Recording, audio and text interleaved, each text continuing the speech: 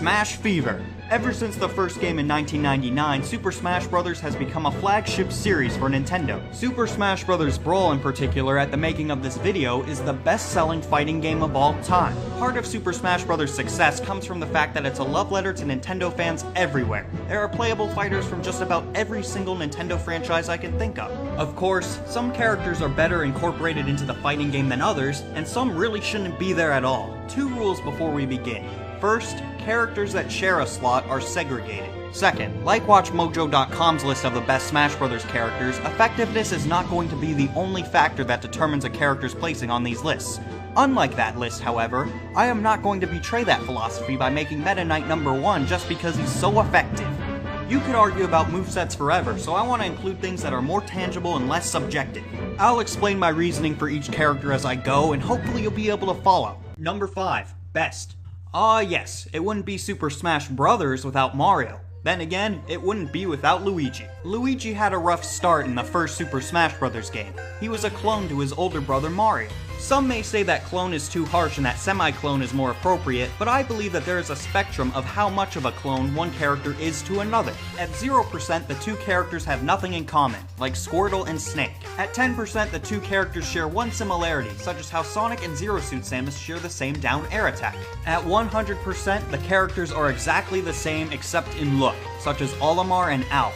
If someone were to tell you that 2 characters are clones and their similarity was 0 to 29%, you would think that person is stupid. 30 to 59%, you could see where they're going with it. 60 to 99%, you would agree with them, and 100% you would think they're stupid for pointing out the obvious. In the original Super Smash Bros., Luigi is 60% Mario at the very least. In Melee, they updated his moveset to differentiate it from Mario, and with Brawl and the introduction of Final Smashes and Mario's Flood, Luigi has become the least cloney of the clones, if that makes sense. I love how through using his up special, if you catch an opponent off guard, you can send them straight to the moon. Who needs NASA when we have Luigi?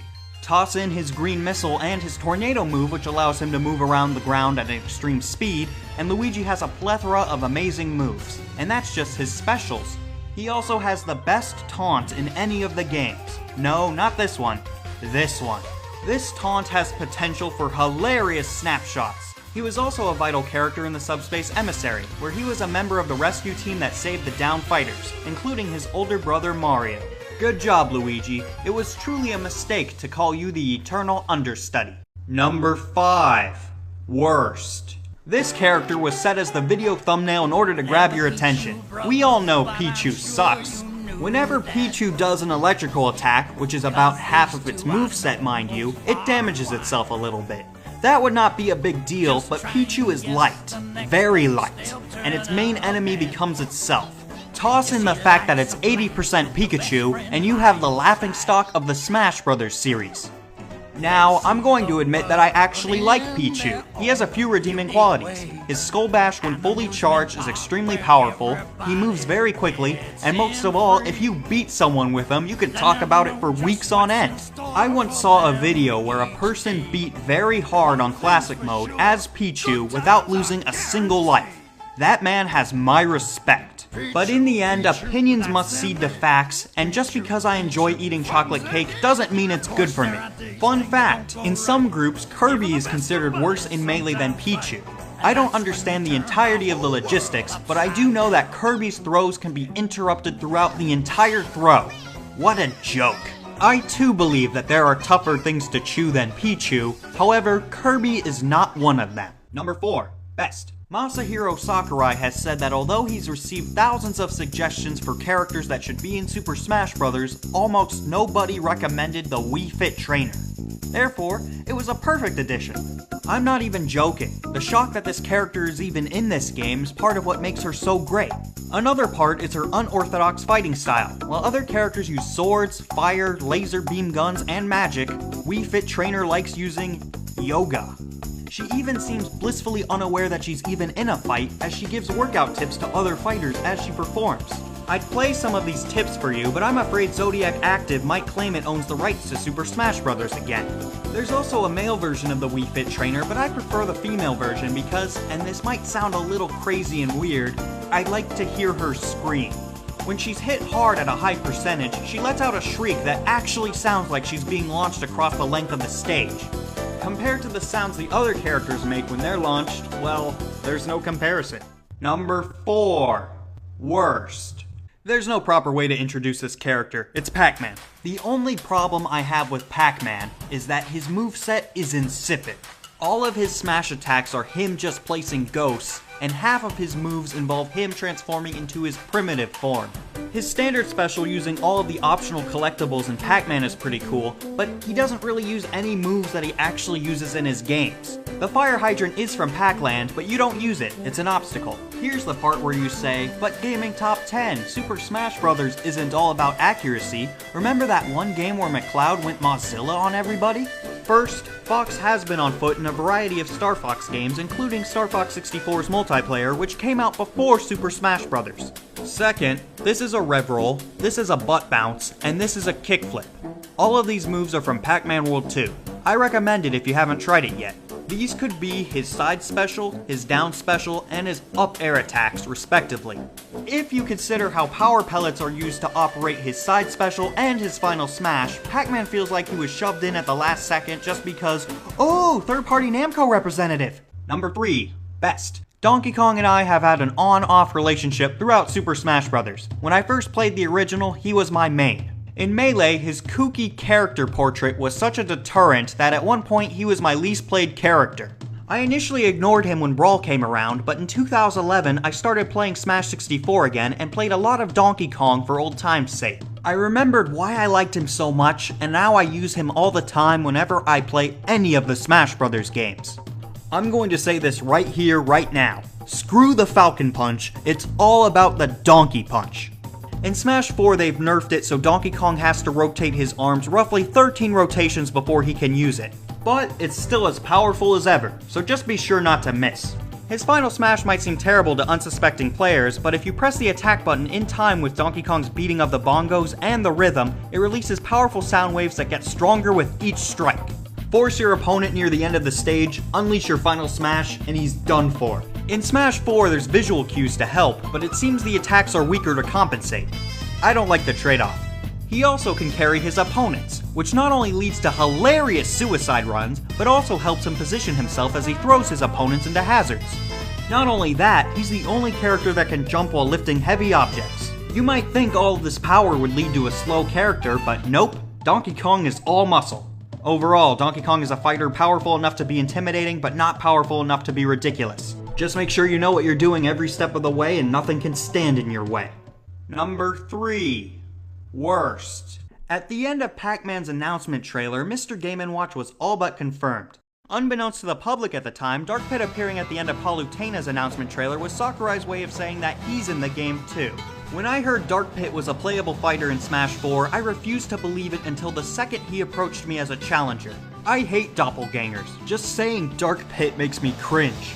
Plus, if he were in Smash 4, he'd pretty much have the same moveset as Pit, right? Well, he didn't disappoint in disappointing me. The game doesn't even try to hide this. If you scan Pitu while at Palutena's temple as Pit, Palutena will say that your powers are perfectly matched. In the end, that's not actually true. Pitu is a stronger, slower version of Pit, and he has a different side special which attacks at a different angle, and a different final smash, which is just a copy of Zelda and Sheik's final smash. This is like 3 Landmasters all over again. Actually, scratch that, the Landmasters had different stats. Zelda's Light Arrow and Pitu's Dark Pit Staff do the exact same damage. I know Sakurai has said that Pitu's inclusion is because it took no time to add him, and while that may explain his presence, it doesn't excuse it. If he has every right to be a unique character, I have every right to judge him as a unique character. Alf isn't going to appear on this list, neither is Iggy. At least Sakurai didn't inflate the character count by saying they were their own characters. If Pitu contrasts Pit enough that he deserves his own character slot, at least back that statement. Number 2. Best. When I was younger, I once had a dream that Wario was a playable character in Smash 64. He acted like a Juggernaut version of Mario, slower but stronger. Then came the WarioWare games, and with the Super Smash Bros. Brawl trailer, I knew we were in for something much greater than a Mario clone. It only takes one match with Wario to realize he's unorthodox incarnate. He attacks people by chomping on them, riding on his motorcycle, farting, and clapping his hands, to name a few. Brawl in particular was an extreme case because even his movement animation was weird. It was as though the animators left out frames every now and then. Wario has quite the air game, and by linking his motorcycle hop to Wario after Corkscrew, he also has quite the recovery. Wario's final smash also brings great trepidation, alongside his upgraded motorcycle, which, in the hands of an expert, can bring great devastation with no harm to himself. But what keeps me coming back to playing Wario is his victory screen, where he literally rolls on the floor laughing, as if the thought of his opponents being a challenge just cracks him up. You're awesome, Wario. Never change for anyone. Number 2. Worst. If this list were made around 2012, Marth would be among the worst, no doubt. Marth is effective. Really effective. His sword has disjointed hitboxes, meaning it can hurt you, but you can't hurt it. He also is smart enough to use his sword in conjunction with other battering items he picks up. The thing is, the games that he was in were only released in Japan up until 2008 with the release of Fire Emblem Shadow Dragon. Essentially, these two factors meant that if someone were to play Marth, they didn't care about investing into a character they knew and loved, they cared about winning only. You know how Uncle Frank roots for the nearest football team even though half or more of its members aren't from anywhere near the city the team is named after? Yeah, he mains Marth. The worldwide release of Shadow Dragon does ease the sting though, and you know what's worse than a tryhard? A clone of a tryhard. Whereas Pitu has almost all the same moves as Pit, Lucina has all of the moves of Marth, all the way down to the final smash. The only blatant difference between the two is that Lucina's sword does the exact same damage no matter where it hits, and Marth's sword does more damage if it hits with the end. But why isn't Roy on this list? 1. He had a different standard special, whereas Lucina's is for all intents and purposes the same as Marth's. 2. He looks unique, whereas Lucina looks like a girl Marth. 3. There was already a representative from Fire Emblem Awakening named Robin. And 4, this comes after Brawl, where it felt like they were finally deciding to diversify the clones that they were going to keep. That last one is small, but it still stings a little. I don't necessarily like or dislike these honorable mentions, but there are some things I should point out about them. Anyone who has played Zero Mission knows that Zero Suit Samus is nothing like she is in Super Smash Bros.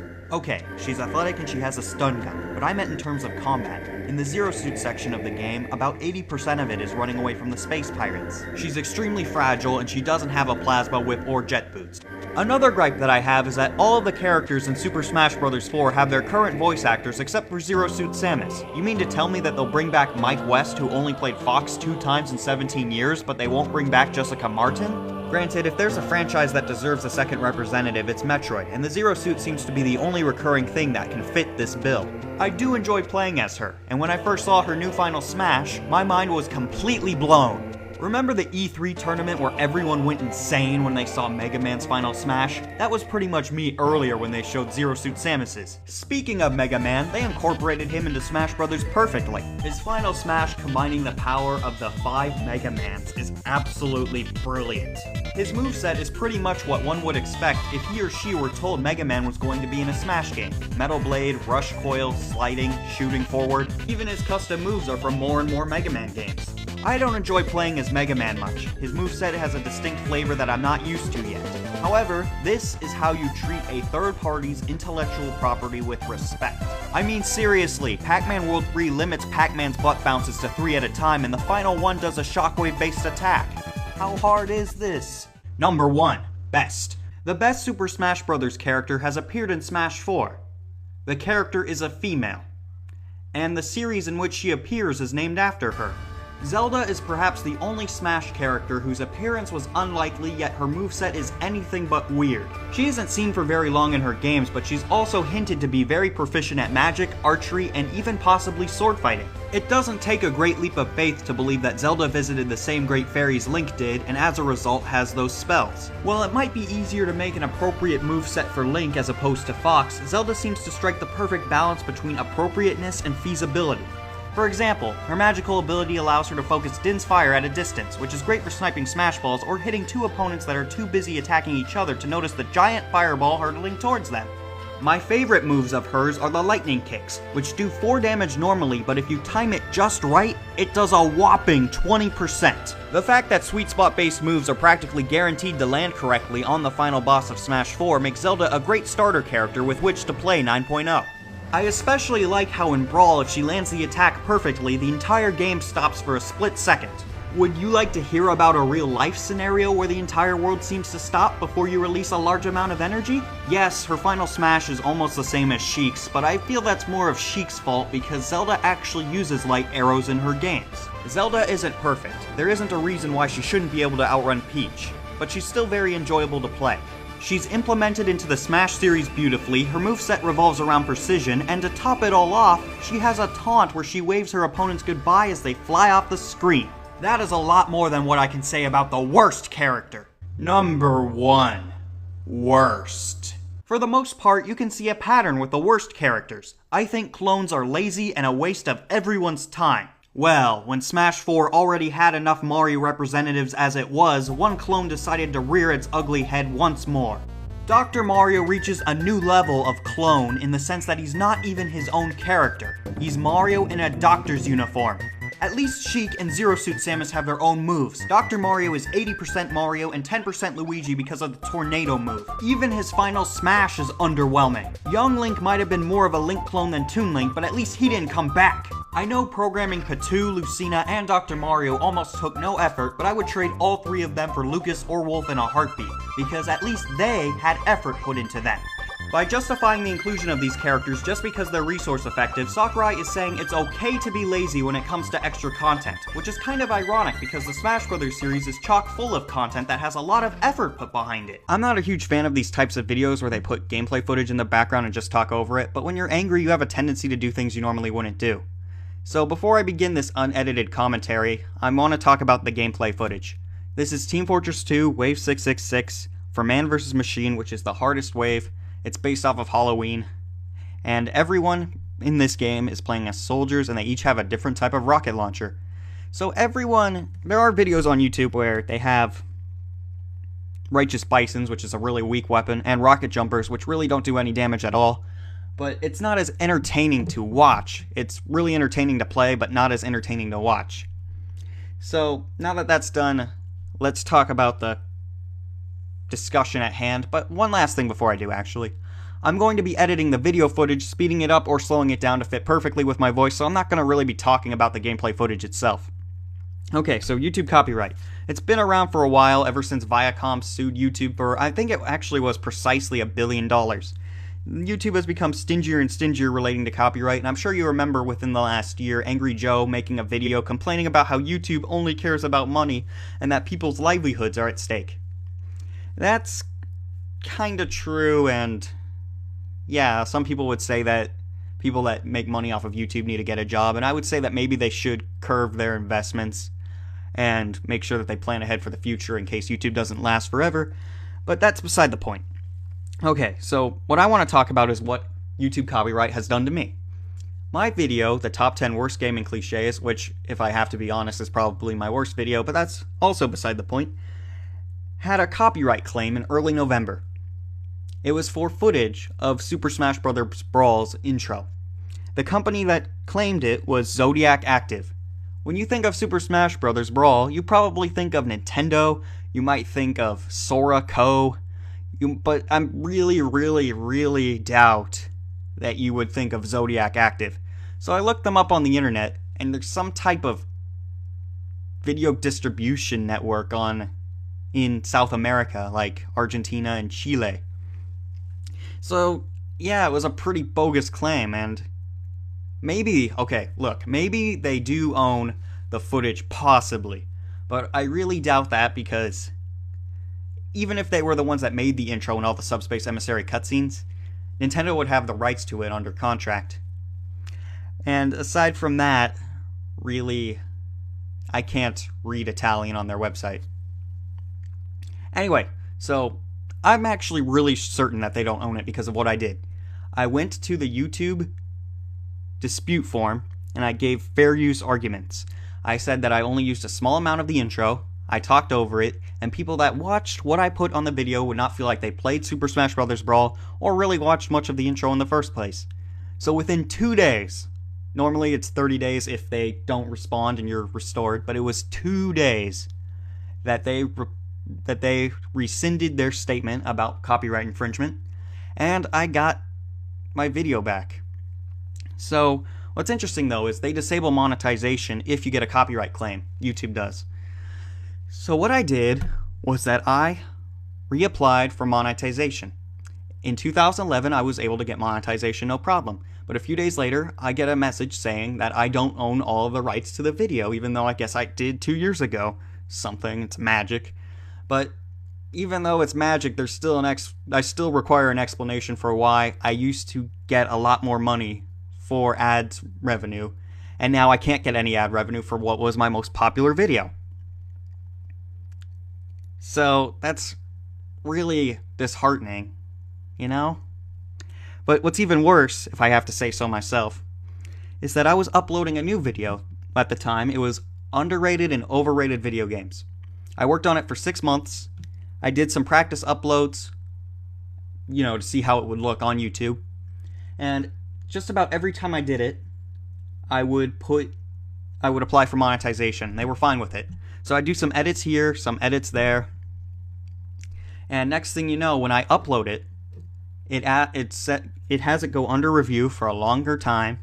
And then next thing you know, they say I don't own all the rights, so they disabled it. Now, that makes kind of sense. I used a lot of different footage in the video. LA Noire, Sonic 06, Shadow the Hedgehog, Metroid Other M. List is a very long list. But they approved it like 10 times, or the only differences were a few frames here and a few frames there. But what really grinds my gears is that I did a practice upload of just a slight change of the overrated and underrated video games, where all I did was on the intro, where I play Metal Harbor, is put monetization test right across the front of my intro. Nothing else was changed. 20 minutes later, I'm talking about Shadow the Hedgehog. There's no change in the footage. I apply it for monetization. But I do a few tricks that I've learned from different YouTube users.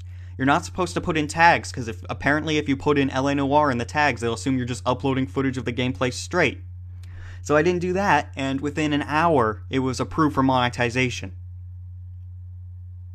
Does that sound fair in any way, shape, or form? So, another thing, I kept making videos, and I didn't want to delete the video because I was thinking that people might think I would be chicken, and just removing the comments because I disagreed with them. Saying, oh, Metroid is the greatest game ever. How dare you think it's not the best game, at least on the NES? But, it's kind of disheartening. But what's also really interesting is my Pixar movie video for April Fools. I flipped all the video footage so that they wouldn't pick it up and say that I'm infringing copyright. I didn't do that with the SpongeBob video, but I did it with my Pixar video. And I would do practice uploads like I did with the overrated, underrated video games. So, I did that. It was approved like the first 5 times I did it, but the one time I decide that I'm going to set it and schedule it for public release, it says I don't own the rights. That kind of pissed me off at this point. So I deleted that video and uploaded it again, put it to unlisted, had it suggested for monetization, and it was monetized. So I guess setting it for a release makes it under more scrutiny than if you just unlist it, have it approved, and then set it to public right away. So that's cool. But it makes no sense. I mean, I hate to just bash some other group, but there's this other video making company that made a top 10 for Pixar movies called WatchMojo.com. And what they did was they just talked a little bit about the movie, played some footage, straight, audio footage, and then just talked a little bit more and went right to the next one. It's pretty much how not to make a top 10. I mean, if you wanted to watch Up, you would just watch Up. But they get ad revenue, and I don't. So what I mean is, even if you think I should get a real job, even if you think the gaming community should get a real job, and that I deserve to not make any money because I like Metroid Other M or Speedy Eggbird or whatever, this is an issue that's a little bit bigger than just money. It's about corporations that are willing to bend to one another's needs and yet completely ignore what any individual has to say, even if it's pretty much the same thing.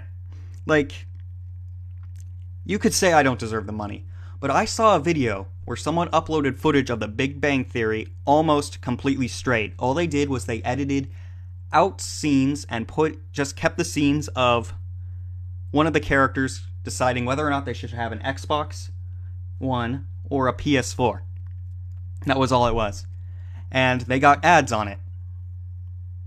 So, I'm sorry to say that if you think I don't deserve more money than that guy does for uploading the video, my video versus his video, you're wrong. I'm sorry, that's all there is to it.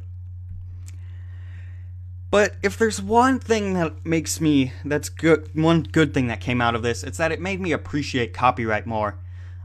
On Facebook, my aunt posted a video from Frozen that came off of YouTube. Do you want to build a snowman or something like that? And I was so frustrated recently with this whole copyright scandal that I almost posted saying you shouldn't post that to Facebook, you shouldn't support people that upload direct footage of other people's work. That is just, well, it's wrong, really. And I wanted to put this matter into my own hands because I was getting really tired of it. So I tried doing the one thing that I hate more than anything, trying to contact Google customer support. After 160 minutes on the phone of being told that my call was important to me, I gave up and hung up. So, I really don't get it, how this copyright system on Google's website works, but I really don't see how a company that just has no customer support, where you can pretty much call it an oxymoron, how that company became one of the most prolific and fastest growing companies in human history. Google has $26 billion in cash reserves. If they wanted to, they could have a better customer support. And I believe personally that if they did that, people would respect the company even more like they do with Amazon.com. And that would help boost their stock and everyone would win. Well, everyone except maybe, Zodiac Active. So, here's what I'm going to do. I am going to take the original video of underrated and overrated video games. I'm going to edit it a little bit so that things that are detected as copyright normally are not any longer detected as copyright. Usually just going to lower some music volume and talk over it louder. And I am going to re-upload it and take the original one and set it to unlisted. And because of this, I know that it's kind of selfish, really, to want to do this in the name of ad revenue. I'm going to hopefully redeem myself for that by donating 10% of the ad revenue, to the Electronic Frontier Foundation. They specialize in trying to protect free speech on the internet, and things like this. Crazy shit where apparently Zodiac Active can say with the snap of their fingers that they own footage to Super Smash Bros. Brawl, but I cannot say that I own footage of things that I have painstakingly edited and talked over to change into a new and genuine product. So, thanks for watching. Hopefully I didn't stutter too much or sound too weird when doing this. I'm trying really to practice with this because I hope that I can be better at improv speaking, because that would be helpful in the course of work that I plan to do in the future of this channel.